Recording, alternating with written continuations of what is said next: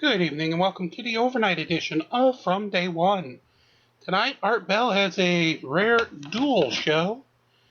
In the opening hour, we have Joe Rogan, and in the last 2 hours, we have a second guest. So let's get started from the 25 time zones all around the world and the great American Southwest. Here he is, the man, the myth, the legend, that is Art Bell as we rock through the moon. From the high desert in the great American Southwest, I bid you all good evening, good morning, good afternoon, whatever the case may be in the worldwide time zones that we cover, every single one of them worldwide. Welcome. The rules for the show are simple, no bad language, only one call per show, that's it. The thank yous, I'm going to try to make a little quicker here. Telos, thank you Joe Talbot, the great sound. Keith Rowland, my webmaster, Heather Wade, producer, Stream Guys, LV.net, Sales, Pete Eberhardt, and of course Tune In Radio that carries the whole bowl of wax here. All right, here we go. This is going to be fun. Joe Rogan, a stand-up comedian. For more than 20 years, Joe Rogan has sold out theaters internationally, with London's Guardian newspaper praising him as one of the most complex and exciting stand-ups working in America today. That is high praise. His 4th hour-long special, Joe Rogan Rocky Mountain High, premiered on Comedy Central, November 21, 2014, and you may get it as a digital video or audio download. He is host of the Joe Rogan Experience, featuring long-form conversation, God bless him for that, with guests, that is one of the most popular podcasts online. Since 2002, he has provided color commentary for the UFC, the Ultimate Fighting Championship, questions about that on pay-per-view, Spike Television, and now on Fox. So coming up in just a moment, somebody I know you're waiting for, Joe Rogan. Stay right where you are. You're listening to Midnight in the Desert on the Dark Matter Digital Network.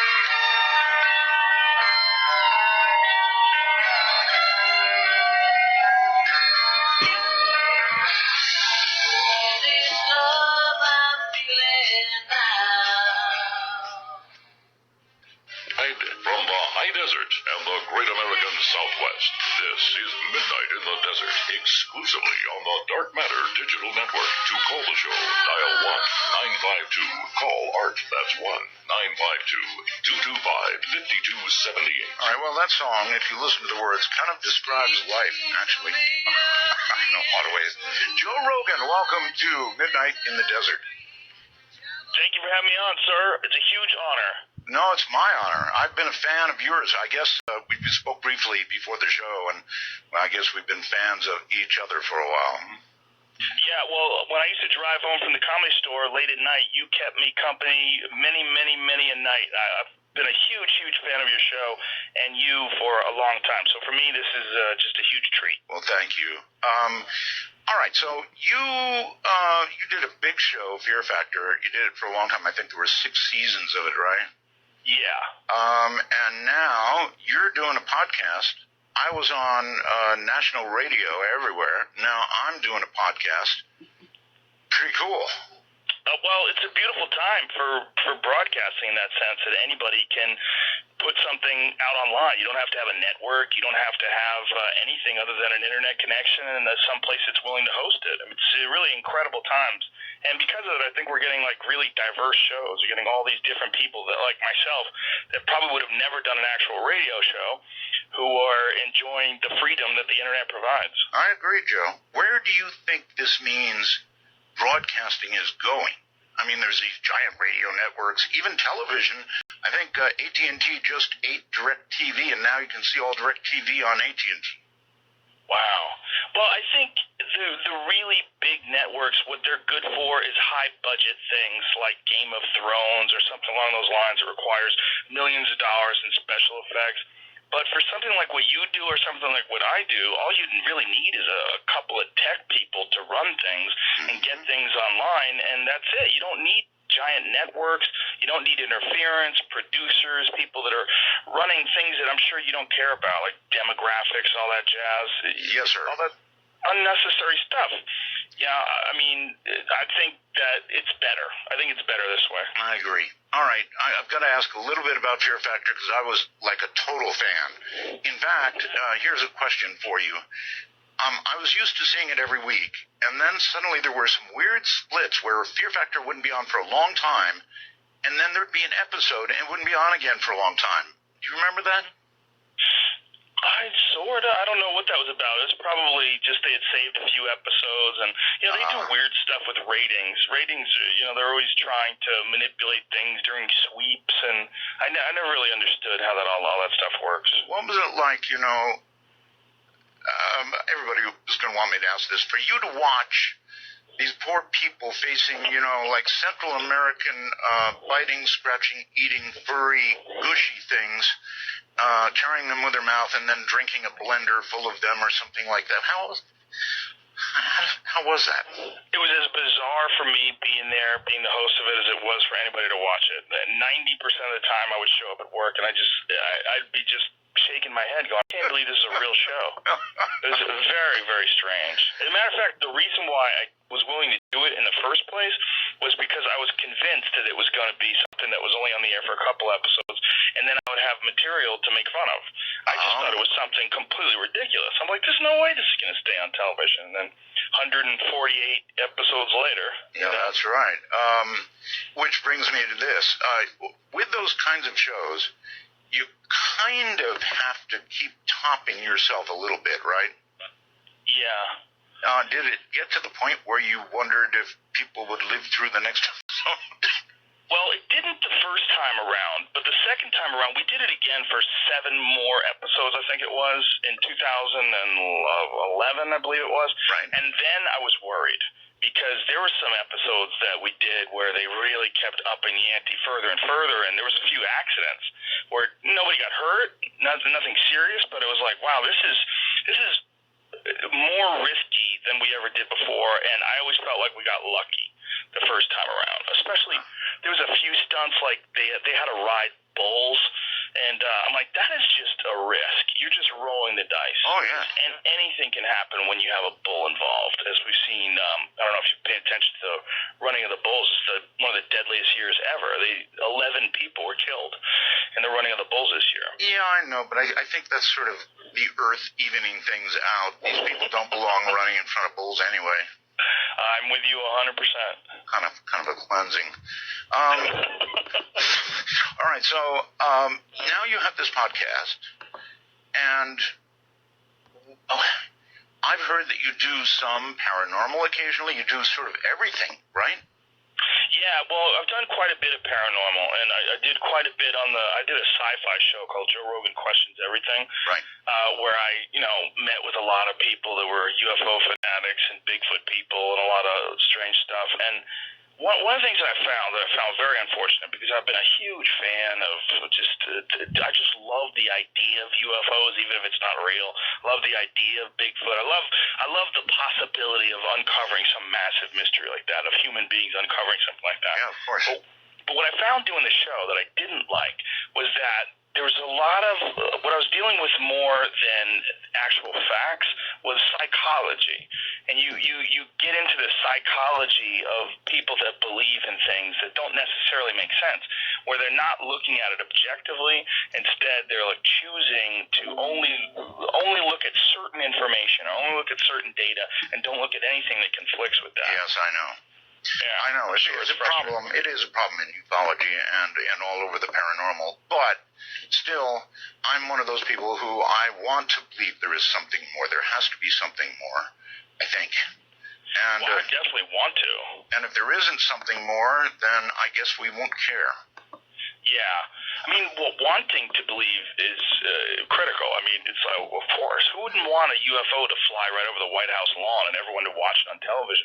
I think it would be a huge, unique bonding experience for mankind if we really, really were visited. It's like that famous Ronald Reagan speech during the Cold War. Sure. How quickly we would abandon our differences with the Soviet Union if we were faced with a threat from another world.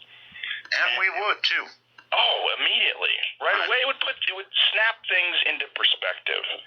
I think the idea of this whole entire planet as being one community would really come into focus if we really experience something from another planet, a life form, a super intelligent life form, especially if we felt threatened by them. Well, we are a warrior-like people. And I speak of Americans when I say that. And I suppose as a world, we're a warrior-like people. So it figures we'd have to have a war to bring us together. Yeah, a lot of ways. That's unfortunate, but true. All right. Do you do politics on your show at all? Well, I do a little, but quite honestly, the game is so rigged. It's such a hustle. Well, it normally is. And the only thing I want to ask you is your view on Trump. Well, I like people that stir things up. I loved Ross Perot back when he was running for president because there was a guy that had a ton of money and really didn't need the establishment anymore. And I think there's, in some ways, you get that with Trump, and you get a guy who's going to be brutally honest about things, but you also get a guy talking about Mexicans being rapists and saying a lot of crazy stuff that people like.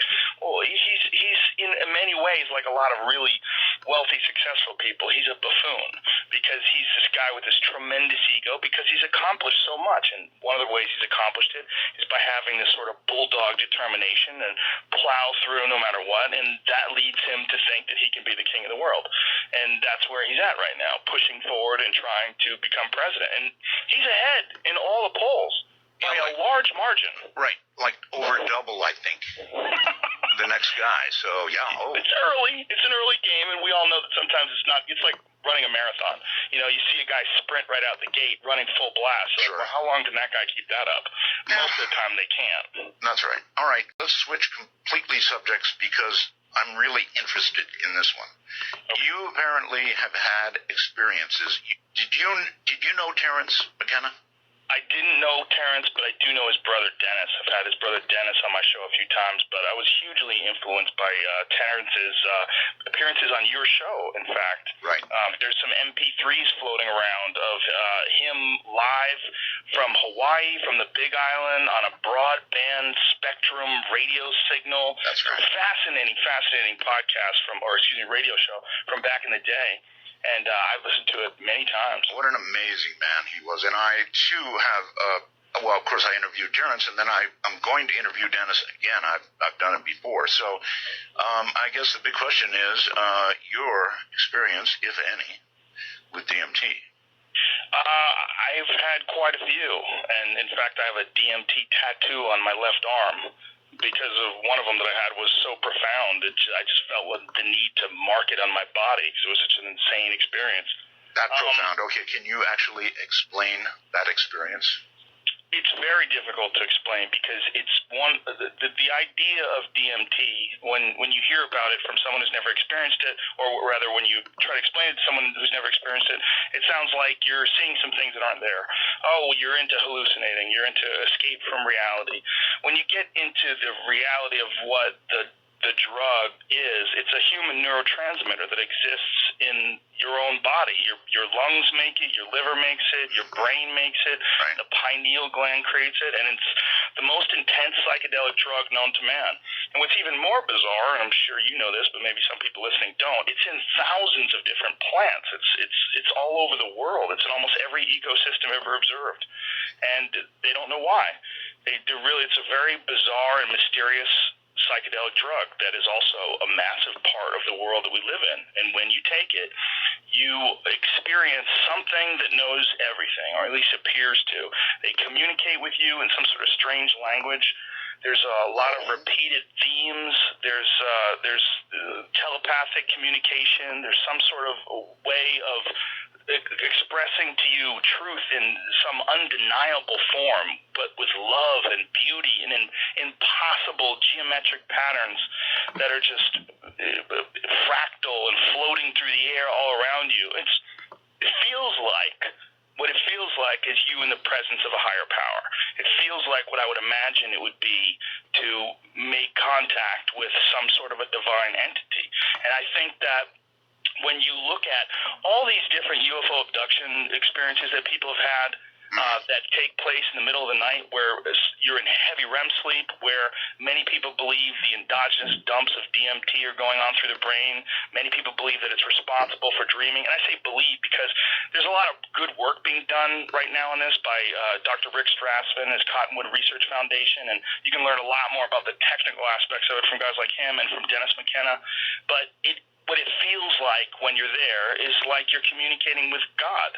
That's really what it feels like. All right, for a lot of the audience that doesn't know, there are other hallucinogens, of course, for example, LSD, which was a very different and long experience, and mushrooms and so forth.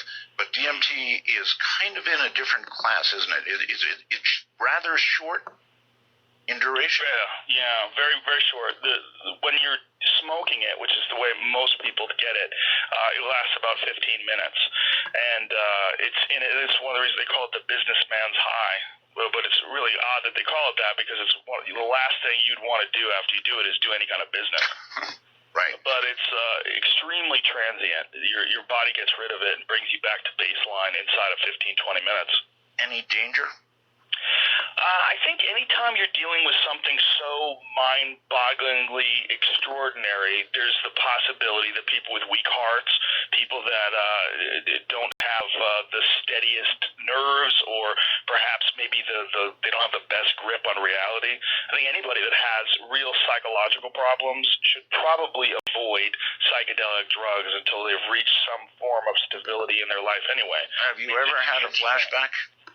I've never had a flashback to like where I fully went into it, right. But I've gotten like to the door and peeked in, and it's disturbing. It's disturbing it is. It's so readily available. It is, especially at dinner, with several people. Yeah, it just gives you that little nervous thing. Does anybody know what just happened to me? But really, it seems to be the flashbacks that a lot of people have. They have when they're dreaming. Many people who have done it, I've only had, like I said, like a peek through the door, but many people who have done DMT have had dreams where they smoke it and then fully immersed into the DMT realm again. Wow. Yeah. You said you felt like you were in touch with a higher power. The high power? I mean, do you think that, I don't know, God is a word we throw around, but, is that what you're talking about? Well, it would be pretty arrogant if I assumed it was the higher power, because I think being a lower thing like humans, I mean, obviously the highest that we know of, but we can conceive of something eventually being more evolved, more grand, bigger than us. And I think whatever this is, it's that. If it's is it the higher? Well, it's very possible that this experience is merely the tip of the iceberg, and there's something below that that's even more mind-boggling, even more profound. It doesn't. While you're doing it, it feels so titanically alien that nothing could be any crazier.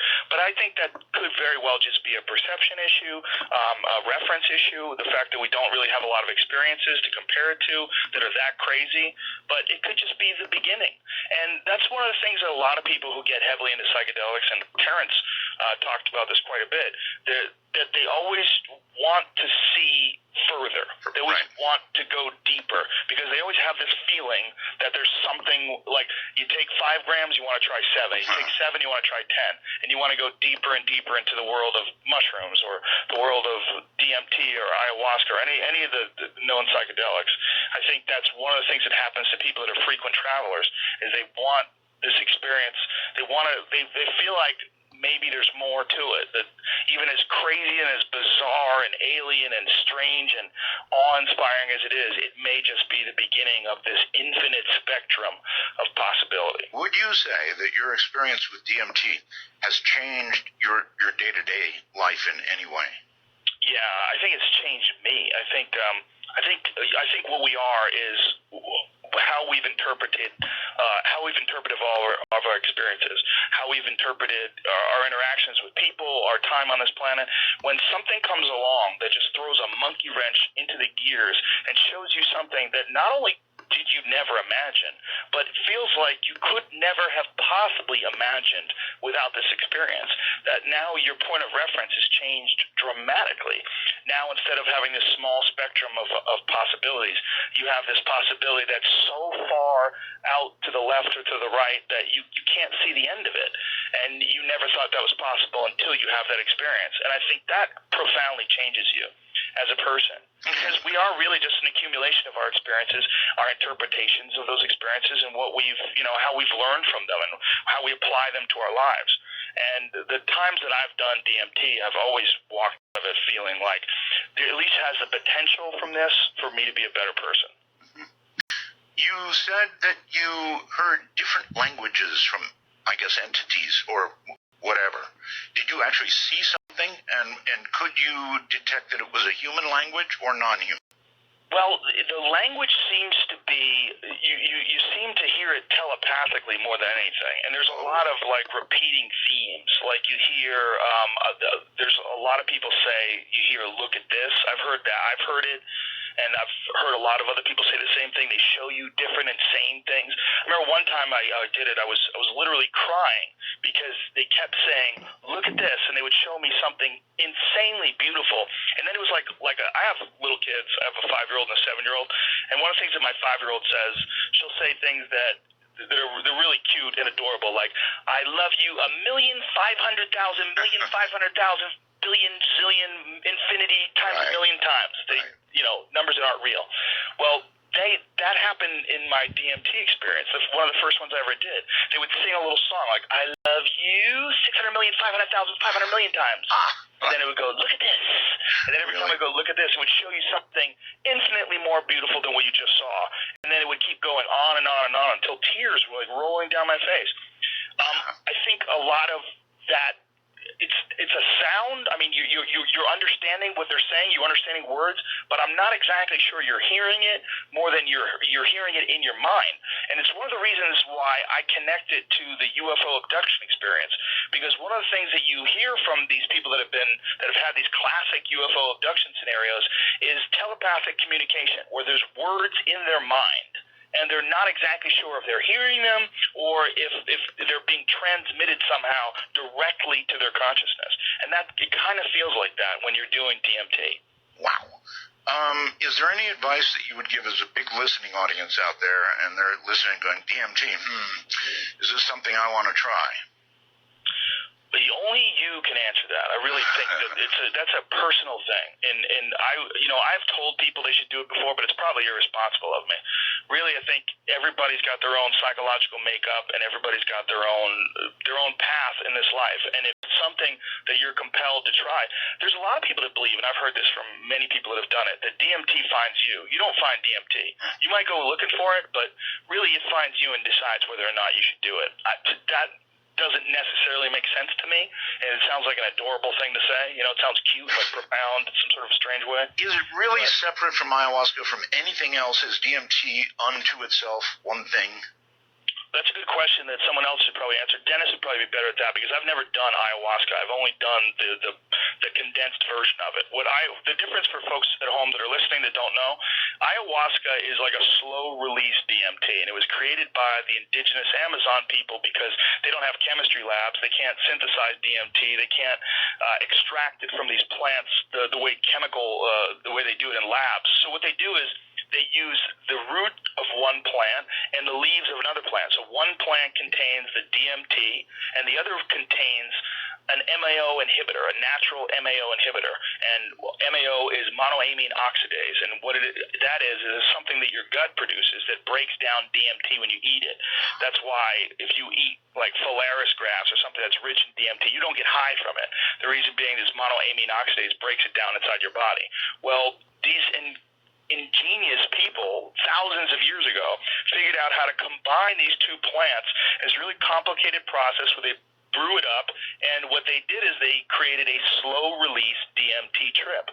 And it's not from the people, and again, I haven't had this experience, so I'm just relaying from people that have. It's not as intense, it's the DMT flash that you get when you smoke it.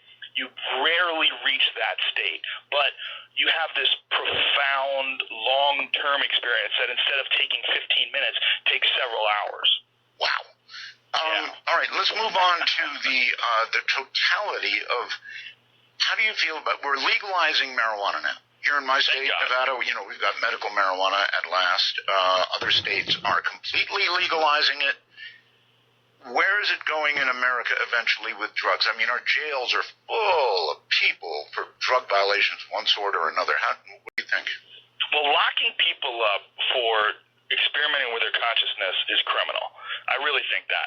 And it's very contradictory when you look at all the drugs that are legal. Really intense, powerful drugs that are easy to get. Anybody who knows, if you ever had a back injury, you can get OxyContin or all sorts of different painkillers like that. It's not hard to get. All you have to do is have a legit reason to have them. I had this guy, Chris Bell, on my podcast. Made the documentary Bigger, Stronger, Faster. Right. It was a steroid documentary, and he injured himself. He had a hip surgery and got hooked on OxyContins. He's got a new prescription out called Prescription Thugs. It's sort of dealing with the prescription drug business. So there's plenty of drugs that perturb our consciousness. We can walk into any liquor store or any grocery store and buy enough booze to kill ourselves. So it's not that anyone's protecting you from anything. What it is we have sanctioned drugs, and these sanctioned drugs, they get a lot of money from them, and then there's a lot of tax revenue that come out of it, and there's also a lot of people that have a vested interest in continuing to keep those drugs legal. All right, hold it right there. We'll be right back.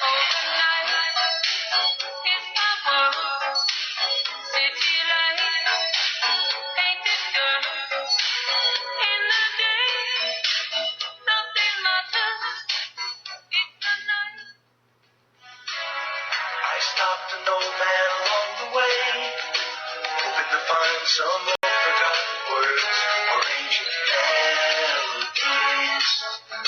Take a walk on the wild side of midnight. From the kingdom of Nye, this is Midnight in the Desert with Art Bell. Please call the show at 1-952-225-5278. That's 1-952-CALL-ART. I don't know, you might try. We might take a call or two for Joe Rogan. He's my guest right now, talking about a lot of stuff, actually. And I'm going to throw something out of left field here. Hey, Joe, what's your opinion of French dressing? French dressing? French dressing. Ranch dressing. Oh, ranch dressing. Yeah, ranch dressing. There's something there. Yeah, that's my friend Joey Diaz has he's got a quote that you can't really say on this radio show. Okay. But it's either blue cheese with wings or then something explicit. But that's Joey Diaz. If you don't know who he is, he's the funniest person, I believe, the funniest person that's ever lived. When you do a podcast show, do you need somebody to bounce off of? I mean, do you do it absolutely by yourself, or do you have somebody? No, I almost never do it by myself. I've done a few in the early days by myself, but I either do them with just a bunch of different guests, or I do it with my occasional co-host, Brian Redband. I did one of them today with him, who's a longtime friend of mine, and we do one every week or so. We just go over crazy stories in the internet. Yeah, you really need somebody. If you're going to do comedy, you really need somebody there, don't you? Yeah, but they're not always comedy. See, my podcast is very confusing. Like, so it's in the comedy section, but sometimes I'm talking to professors. Tomorrow I'm talking to Jeff Nowitzki, who is the guy who busted Lance Armstrong. Wow. And we're gonna talk all about the different performance-enhancing drugs they use on the Tour de France and how they avoid getting caught and what's going on right now in professional sports where they test and how they get around these things. He's a guy that was hired by the UFC recently to clean up the sport. The UFC has quite an image issue when it comes to performance-enhancing drugs. Mixed martial arts in general does. There's just so much on the line for these guys that a lot of them are willing to take chances with illegal substances. And we're going to discuss that tomorrow. So is UFC real? Oh, it's 100% real, yeah. 100% real, huh? 100%. Whereas regular wrestling? Well, have you ever watched the UFC? A couple times, yeah. Well, you're up in Pahrump, right? You're right. up in the if you ever want to come down, there's a big event that's going on September 4th. I would love to have you come down and introduce you to the world of the UFC. And if you saw it live, you would not for a second think that there's anything fake going on. Well, you know what some of the rep of regular wrestling was. I mean, so. Well, of course, regular wrestling is entertainment. It's a choreographed entertainment show, no different than a play. And a lot of people love it. It's not my cup of tea, but a lot of people really enjoy it because it's fun, it's crazy, and it's wild. The UFC is very different. It's a much more primal experience, and it is absolutely 100% unscripted and real. So, kind of like Fear Factor. some ways. Fear Factor was scripted in the sense of we knew what the stunts would be, but as far as the reactions, yes, exactly. All right, staying or extending from DMT, I understand that you have been, this really interests me, Joe, you experiment with sensory deprivation chambers. True?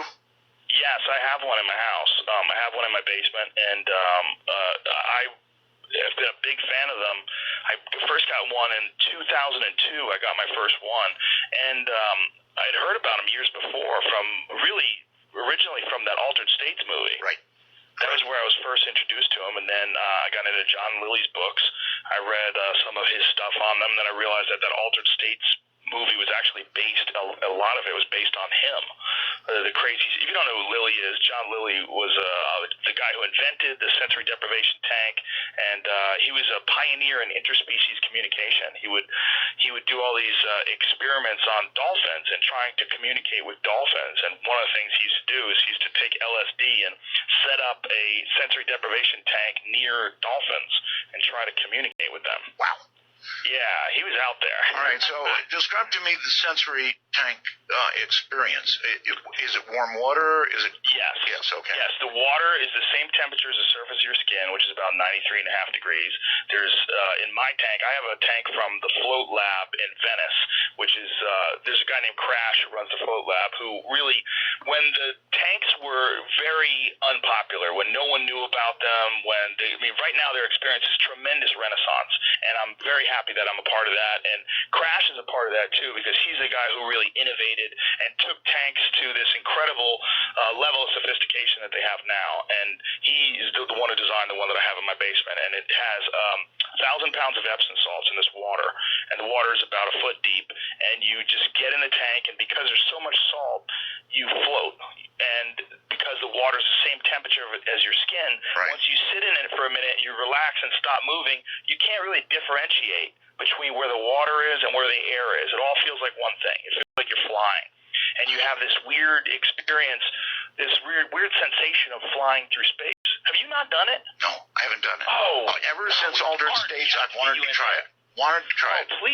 Please come to California as my guest. I'll bring you to the Float Lab. We'll introduce you to Crash, because he's a trip in of himself, and get you in one of these tanks. It's amazing, and it's very relaxing too. It's very therapeutic for your muscles. It's great for your body because it gives you this feeling of weightlessness, and it relieves all the tension in your muscles, and it's also a great way for your body to absorb magnesium, because the Epsom salts contain magnesium, and it's absorbed through the skin, so it's actually really good for you, as well as being relaxing. And in certain situations, you can experience some pretty intense psychedelic experiences. That's what I was going to ask. So Altered States, and maybe even more Altered States. Yeah, well, some people like to, I personally am a big fan of consuming cannabis and then getting in there, especially eating it. But some people like to do it with all kinds of different stuff, mushrooms. Lilly was a big fan of ketamine. He used to take ketamine and then climb into the tank. That's another hard hit, boy. Yeah, that's a little beyond my reach. That's a spooky one. But the idea being is that when the mind has no internal or was no external information coming at it, it creates. Yes, it creates. And it also, because it's no longer processing all the data like your balance and social cues and looking at people and just touching and feeling things and gauging your distance, because you can't see anything, you can't hear anything, you don't feel anything, your body's free and your mind has an incredible amount of resources that it usually doesn't have. The way I always describe it to people is that if you and I were having a conversation, but next to us there was a guy working a jackhammer, it would be very hard to keep the conversation. It's very hard to focus. Absolutely. Well, sure. But life is kind of a jackhammer. Life is constantly giving you information just from the sensation of the ground under your feet, the sensation of the clothes on your body. Especially if you're in the business we are, it's constant. It is constant, and it's hard to just let it all go. And for me personally, the way my body and mind work, I find the tank to be almost irreplaceable. It's one of the most important things that I've ever experienced, as far as like just being able to unwind and think about stuff and have a perspective. And I've come to so many conclusions while I've been in there, made so many decisions that I might not have made while I was in there, and it just sort of guides me in a weird way. So, good decisions. Oh, yeah. I don't think I've ever made a bad decision in the tank. As weird as that sounds. I've made a lot of them in the shower. So yeah, me too, like singing. All right, a couple of calls. Skype, you're on with Joe Rogan. Hi. Hi, how are you? Just fine. I wanted to say, I don't know if Joe remembers me. I was actually a contestant on Fear Factor. Whoa. I believe it was season 2. What season were you on? Do you know? Season 2. Season 2. Do you remember what you had to do? Of course you probably do. I had to, I believe it was an elk's penis. Oh, okay. So we were in the park? Yeah, that was Griffith Park. Is that what it was? Yeah, exactly. Yeah, okay. What's your name, man? Oh, my name's Dwight. Okay, Dwight. What's going on, dude? Oh, not a lot, man. I catch you all the time when you're on UFC, and I especially loved when you were on Chappelle's show and you did the parody of Fear Factor. Okay, we'll pull that off. That's too bad. That's all right. I took care of it. I have a button for that. Kansas. I couldn't remember his name. I was like, that's... Yeah, I strange. remember he's not that good, but... Yeah. Kansas City, you're on with Joe. Hi. Hello. Oh, hey, is that me? Yes, you. Oh, hey, I just wanted to ask Joe, I know it's not a sports show, but he was so excited when Rousey won. What was that like to be there when that happened? Oh, when Ronda Rousey won in Brazil a couple weeks ago, it was incredible. I felt like it was a historical event as much as it was a fight.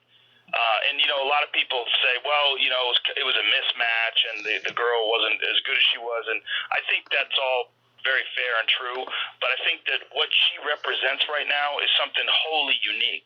This incredibly dominant female combat sports athlete, and I just think what she's been able to accomplish in just a short amount of time, as far as raising the public's perception, I felt like I was there for history. I think there's guys that tell their kids, hey, I was there when Muhammad Ali beat Sonny Liston. And it kind of felt like that to me, like that kind of thing. Like you were there when something historical happened. Oh, it was so incredible, yeah. I wonder what she's going to do next. She's going to keep fighting, I'm sure, for a little while. But I imagine with all the lucrative movie offers that she's getting, when she feels like she's accomplished enough, she'll move on and just do whatever she wants to do. Joe, have you seen a new TV show? Actually, not so new. 3-4 seasons now. Naked and Afraid. Yes, yeah, I have seen it. That thing is wild. I wonder how far so-called reality TV is going to go. I mean, you take somebody completely naked, a man and woman, in the middle of Borneo. Yeah, something bad's going to happen. Well, it's certainly dangerous. I don't know how much they monitor them. I mean, it's hard when it's naked and afraid. Doesn't mean naked, afraid, and alone. So I don't know how many people are there watching them while this goes on, and what kind of a medical crew they have standing by. I'm not sure. So. Well, they do. They've got a producer, and then they've got a little medical crew. But yeah, dangerous. Oh, definitely. But bizarre too. You know, like why are we doing this? Like, why are we exposing people to this? Like, what is it about these silly shows that makes us so excited? And also, it's a great wake up call for people when you realize how vulnerable you actually are out alone in the woods and how difficult it is to survive. With no shoes. I mean, imagine no shoes, and you're walking on these. Oh, God, it's awful. Yeah, it's pretty crazy. So, how much further can reality TV go? It's a good question. I mean, when we were on Fear Factor, I used to joke around and say we're about 3 seasons away from The Running Man. But we might have already passed that with something like Naked and Afraid. I mean, we might someday see something perhaps like it from another country where, we're seeing some sort of deadliest game sort of a definitely possible. Well, they made movies about it. Yeah, I mean, they have these team fighting sports in Russia now, where they'll have like 5 people fight 5 people inside a cage. Right. It's like, and they're 2-on-1. It's crazy. It's horrible to watch. But it's what they're doing is they're taking things like people tend to do to the most extreme place. Sure. West Virginia, you're on with Joe. Hi. Yeah, I thought that the expression Joe used about DMT was really interesting, especially What expression? how it finds you. Oh. Because I was following the Dead in 2003, and I was a part of that scene going coast to coast. And some guy offered me something that looked like sesame seeds, but they were like dark and amberish color. It was quite an experience. But that's one thing you never do is give somebody a drug that they're uninformed about. That's about the worst thing. I can't even imagine receiving. Well, see, there was the whole tour. There was talk about DMT going around that somebody was divvying it out allegedly. But isn't the thing that I was. Yeah, but I'm sorry. Isn't this after Jerry Garcia was dead? Didn't he die in like the 90s? Yeah, but so they kept touring. If you think about Joe, if you go back to the discography, there's the other 2 guys sung a lot too, just as much as Jerry. But the real point that I wanted to make tonight, to really open your mind up a little bit more, talking about the UFO community and stuff like that, is, I believe that mind-altering substances is a gateway, for us not to only be able to see interdimensional beings and extraterrestrials, but to communicate. But those substances are strong tools used in mind control and ritual abuse. And I'll take my comments off there. Thank you, guys. And I'm humbled to be talking both together. All right, thank you very much. So, Joe, what do you think? Well, I think there's definitely been some experiments for using psychedelic substances for mind control. That's a fact. There's a great documentary called The Net that is actually about the Unabomber, Ted Kaczynski, and Ted Kaczynski being a part of the Harvard LSD studies. And there was a lot of studies that were done by the military that are well documented, where they were experimenting with LSD on soldiers to try to see what the effects were, and how they could use them to manipulate people's minds and frame and get them to do things that they wanted them to do. The whole idea about Manchurian candidates, those things, those are all real experiments for sure. They definitely have tried to do that before. Okay, whether or not they've been successful. Right. Don, real quickly, you're on with Joe. Hi. Hey, how's it going? Nice to see you back, Art. Thank you. Glad to be here. Joe, I have a UFC question for you, if you could answer that. Sure. The guy asked earlier about Ronda Rousey, and it got me wondering. You said it was really special being there, seeing her do that. Out of all the other fights you've seen, which ones felt the most supernatural? Like you were seeing something special, other than her. What are the top guys that just you felt like you were seeing something epic?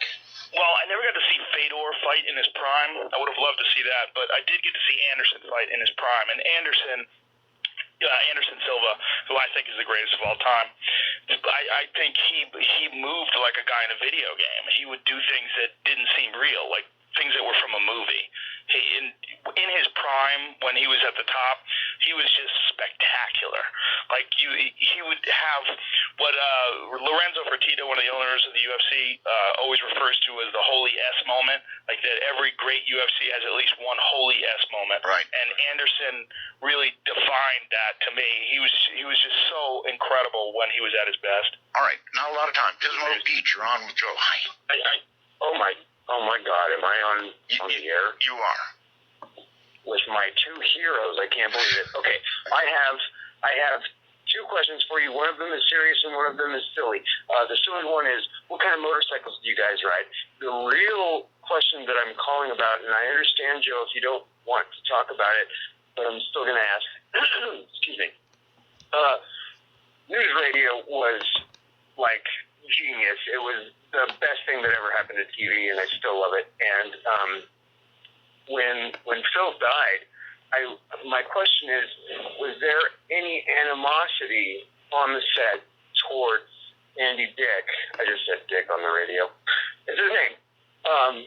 But was there any of that? Because I know the rumors. I'm sure you do better than any of us do. That's my question. Oh, you mean the rumors that he got Phil's wife the drugs, and that's what led her? I don't blame anybody for that other than his wife. And even his own wife was on a cocktail of SSRIs and cocaine, and she was probably psychotic at the time. It was a terrible, terrible event. To your first question, I don't ride motorcycles, so... I don't either. I used to. I learned about gravel and motorcycles. That cured me. I came close. I took the motorcycle safety courses. I was thinking about buying one, and then two of my friends who had bikes, one got hit by a car and one fell on his bike and hurt themselves real bad. And I was like, yeah, I think I'm gonna sit this one out. I don't blame you a bit.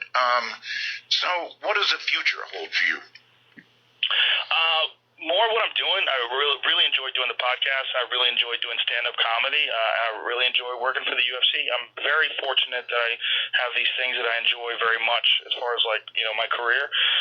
I've just been real lucky to be able to do a lot of fun stuff, and it's led me to be able to talk to you, which is one of the highlights. That's exactly how I feel about what we do. It's fun. I love it. Joe Rogan, man, thank you. And you know what? I may take you up on that offer about the tank. Please do. The tank and the UFC. Anytime you want. It's an open invitation. You got it. Bye-bye. Round by the wind, thrown down in a spin.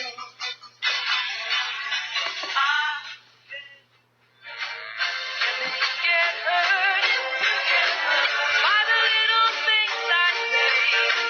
I can put that smile back on your face. Wanna take a ride? Your conductor, Art Bell, will punch your ticket when you call 1-952-CALL-ART. That's 1-952-225-5278. All right, the show goes on. Joe Rogan was awesome. Oh, by the way, I want to thank David Rubini for helping with the booking of Joe Rogan. That was a blast. That guy is something else. He was serious about the Deprivation Chamber invitation, as well as the other one, but that's the one I'm really interested in. I would dearly love to give that a shot. All right, coming up now, David Serada. Believe it or not, I hate stuff. I really hate reading this. Began his career by being interviewed by me. For the first time in the year 2000, he was a regular guest on the show and has been since seen on Ancient Aliens, History Channel, TLC, Fox News, CNN, Toast for the past 15 years. David Serada did his first radio show appearance in the year 2000 with me on the NASA UFO phenomena. The NASA STS-75 UFO's pulse and the frequency use of pulsing by ETs. After seeing a UFO in '68 with dozens of other witnesses in Berkeley, David's first aspiration in life was to become an astronaut or to learn how to make ET contact. Interesting choice, but kind of related, really, I guess. He studied world religions, meditation, yoga, nuclear fusion for nearly a decade with world-class physicists. He brings you his personal experience with ET contact and human transformation as well as scientific understanding. Hello there. Again, David did his first radio show appearance in 2000 with me. So it's interesting now to have him back. David, welcome back to the program. You are there somewhere. Hello? There you are. 1999 or 2000. Yeah. I can't remember. Well, a long time ago anyway. Yeah. All right. This is going to be an interesting evening. You have sent me some audio files, which I am prepared, by the way, to play when we get to that point. Mm-hmm. You're claiming, David, that you have made ET contact, right? I am claiming that, yeah. I mean, after an entire life of trying to figure this out, going back to my UFO sighting in Berkeley in 1968, which was followed by contact with Pleiadian beings in my sleep. at a time when there was no such thing as ufology and there was no such thing as, the Art Bell Show, so I didn't know where to go with it at the time. But it's taken me my whole life, I'm 54 this week, to figure it out. Yeah, that's true. Before this kind of thing really began, there was nowhere to go, except maybe a psychiatrist by recommendation or something like that. Yeah, my dad was getting his, we're Canadians who moved to Berkeley in 1964, and my dad, Lynn Serada, was getting his PhD in psychology there. And when I told him and my mom that I saw the flying saucer, I mean, they didn't even say anything. They really didn't know what to make of it. But this was a daytime thing, walking home from elementary school at the in the East Bay near the Berkeley campus. We were living in the University Village, and everybody saw this thing. I mean, it looked like one of the Meyer craft, but this is 1967 or 68, so it's before he took all those photos. And in the following days, beings identified the Pleiades star system not using the name Pleiades. They were very tall and kind, and they paralyzed me in the very, famous classic case of sleep paralysis, and started showing me how their craft worked. And, right at that pivotal time in 1967-68, my mom was divorcing my dad because... I was going to go back to you telling your parents. I mean, that's really something to do. Mom, Dad, I'm in contact with others. And then I suppose once you were out of earshot, they were asking each other, did you drop them? No, honey. Did you drop them? Wondering about you. How did they take it? Well, actually, my mom did drop me. She rolled me off the dining room table. She finally told me only a few years ago. Was it me? Was this? Well, obviously far after you told them that. Yeah. Oh, yeah. I mean, no, they dropped me before when I was only a few, weeks old, when my mom was changing the diapers. She didn't think babies at that age would roll over. I rolled over and hit the floor, and she raced me to the hospital.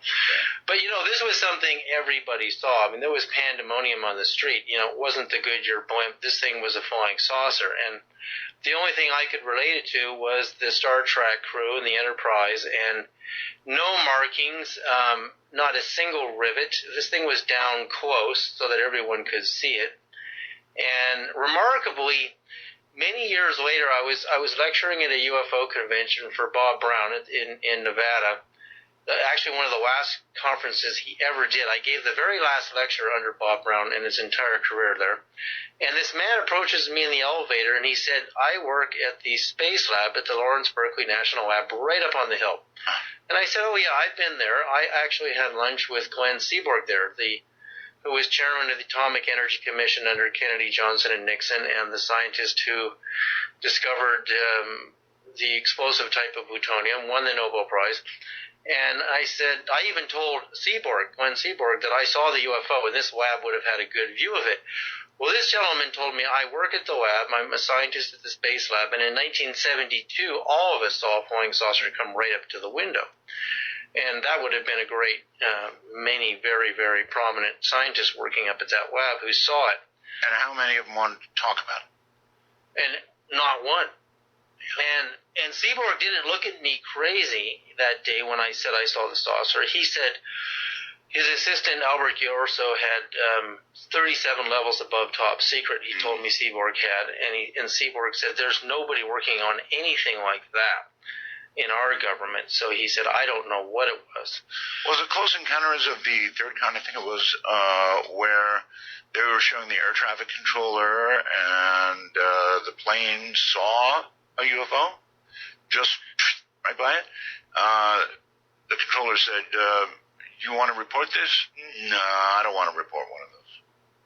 That's my favorite movie of all time, so I know that scene so well. And exactly. So what do you do in 1968? There's no UFO conventions that I knew of. I mean, I'm a kid, and they're appearing to me over and over, and I'm starting to play kick the can and hide and go seek with my friends. We moved to the San Francisco side of the Bay. We were living on the Berkeley side at that time. And I'm counting to 100, looking at the Pleiades and remembering the star system, remembering them, and replaying the memory of the flying saucer in my head over and over and over again. And I would never even blink the rest of my life until in 1972-ish, 73, the Meyer story was on the news in Canada. We moved back to Canada to live with my real father because my mom divorced again. And then I said, oh my God, that's what I saw. So that was the beginning of being able to place the experience. But to not make contact with them again my entire life didn't make any sense. Why would they, single me out in the crowd? And I don't know how many other kids or people. They always single people out. No question about it. Listen, let me back up a little bit. You're going to talk a lot about quantum physics, I believe, tonight, in the sense that you believe that quantum communication is going to be possible. Is that correct? Electrically possible, yeah. Electrically, okay. I still don't have a grasp of quantum physics. Now, I'm not sure anybody really does, but there's this thing called entanglement. You know about that, right? Yeah, sure. Okay. Nobody can really explain it, and I don't expect you to, but if you have any thoughts on it, I'd love to hear them, because I'm struggling with it. Well, okay, so going back to the time of Einstein and many of his co-researchers, and Einstein was not an educated physicist. He was self-taught, self-educated, right, and became a Nobel Prize winner. And all his peers, who are in my appearance, in my mind, are much more brilliant than he is. The way they appear in my mind, I mean. And Niels Bohr, Heisenberg, and these guys are saying that there's something going on when researchers are getting near the experiments. Their consciousness seems to be affecting the behavior of the particles when you're looking at these explosions of subatomic particles in bubble chambers and cloud chambers, which is how they used to photograph subatomic particle explosions. So that was the beginning of the idea that consciousness was part of the whole thing, the whole universe. And Einstein really agreed that there was something going on, and so did Max Planck, and so did Niels Bohr. All of them did. All of them knew. And then there was this thing that Einstein called spooky action at a distance, was right. that, normally communication via radio or the internet like we're using now, everything travels through electromagnetism at the speed of light, which is very slow, at 186,282 miles per second. Right. So Einstein noticed there was this function in the atom and smaller. Quantum mechanics is generally looking at functions in the atom and smaller, and nowadays it seems to include the study of consciousness, but consciousness is not exclusive. Well, I can see how consciousness will get involved in this, maybe, but, the whole idea that it's so simple and so impossible, this entanglement business, and that is where one flips and the other flops. Right. And it'll do it reliably. If you do a flip here, it'll flop there. And you can separate these by thousands of miles, 5 feet, or you could take one to the moon, and they would be flipping and flopping in unison, in apparent communication with each other at much greater than the speed of light. In fact, immeasurably fast. And that is where we will leave it for tonight. Come on back tomorrow for part 2 of the conversation. Like, share, and subscribe, like each other, and release the Krakens. As we march along this overnight and every overnight here from day one. Have a great night.